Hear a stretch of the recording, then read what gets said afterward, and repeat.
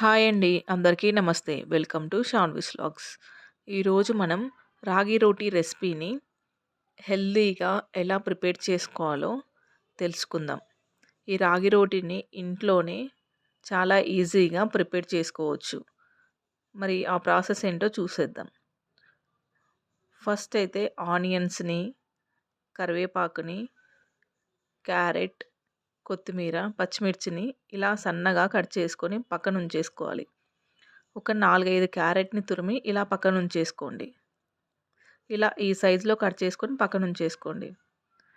తర్వాత stove on చేసి pan ఉంచి నేను 1/2 కిలో రాగి పిండిని తీసుకున్నానండి.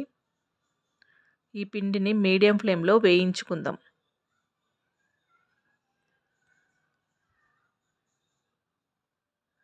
ఇలా కలుపుతూ కలర్ చేంజ్ అయ్యేదాకా వేయించుకోండి. స్టవ్‌ని మీడియం టు లో ఫ్లేమ్ అడ్జస్ట్ చేసుకుంటూ వేయించుకుంటే సరిపోతుంది.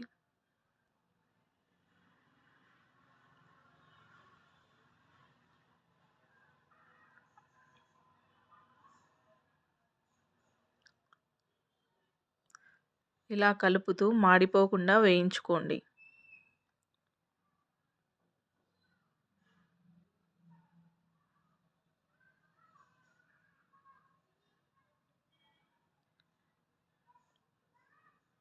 ఇలా వేయించుకున్న తర్వాత దీన్ని ఒక బౌల్‌లోకి షిఫ్ట్ చేసుకుందాం.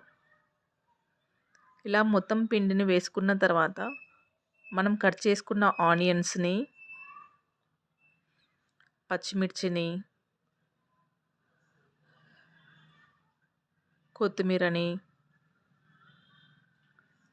తురుముకున్న క్యారెట్‌ని, సన్నగా కట్ చేసుకున్న కరివేపాకుని ఇలా వేసుకొని రుచికి తగినంత సాల్ట్‌ని యాడ్ చేసుకుందాం. ఇలా సాల్ట్‌ని యాడ్ చేసుకున్న తర్వాత ఒక స్పూన్ జీలకర్రని యాడ్ చేసుకుందాం.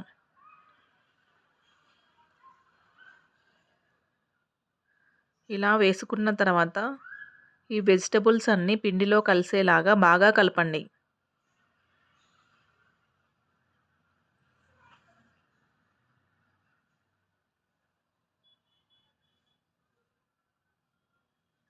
ఈలోపు స్టవ్ మీద వాటర్‌ని హీట్ చేసుకోండి.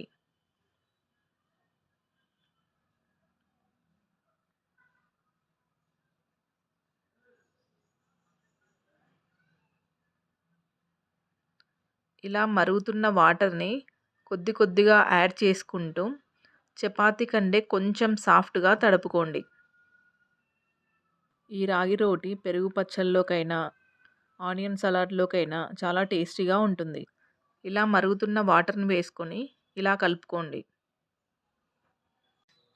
ఇలా చపాతీ పిండి కంటే సాఫ్ట్‌గా కలుపుకొని పక్కనుంచేసుకోండి. తర్వాత స్టవ్ ఆన్ చేసి ప్యాన్ ఉంచి హీట్ చేసుకోండి.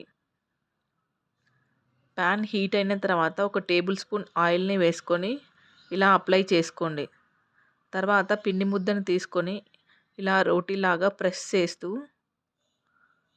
కొంచెం నెయ్యిని యాడ్ చేసుకొని 2 వైపులా బాగా కాల్చుకోండి. ఇలా మనకు కావాల్సినన్ని రోటీలను వేసుకొని కాల్చుకోవడమే. ఇంకెందుకు ఆలస్యం, మీరు ఈ రాగి రోటీని ట్రై చేసి ఎలా కుదిరిందో కామెంట్ చేయండి. ఇలాంటి మరెన్నో ఇంట్రెస్టింగ్ రెసిపీస్ కోసం మన ఛానల్‌ను తప్పకుండా సబ్స్క్రైబ్ చేసుకోండి. ఈ వీడియో గనుక మీకు నచ్చినట్లయితే please like, share, subscribe. Thank you for watching.